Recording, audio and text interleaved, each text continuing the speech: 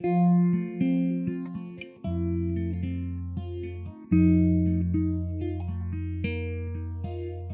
la sera dei miracoli, fate attenzione, qualcuno nei vicoli di Roma con la bocca fa pezzi una canzone. E la sera dei cani che parlano tra di loro, della luna che sta per cadere, e la gente corre nelle piazze per andare a vedere.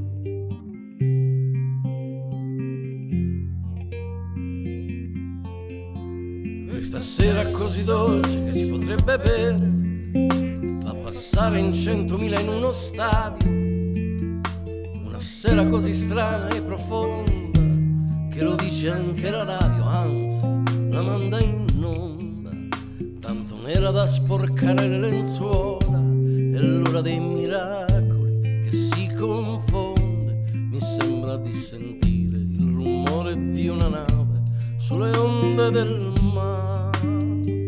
Si muove la città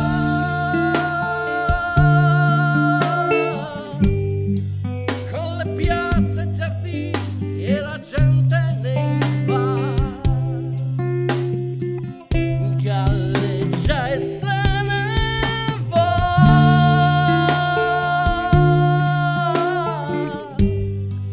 anche senza corrente camminerà.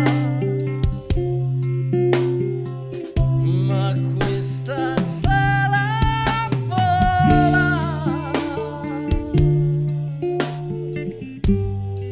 le sue vele sulle case sono 1000 lenzuola.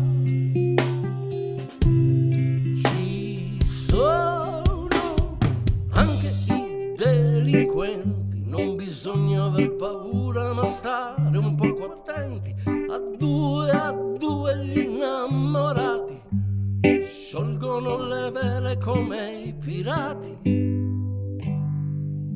e in mezzo a questo mare cercherò di scoprire quale stella sei, perché mi perderei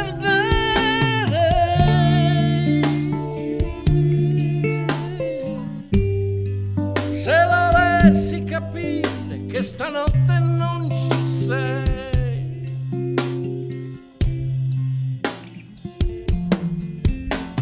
E la notte dei miracoli, fai attenzione, qualcuno nei vicoli di Roma ha scritto una canzone.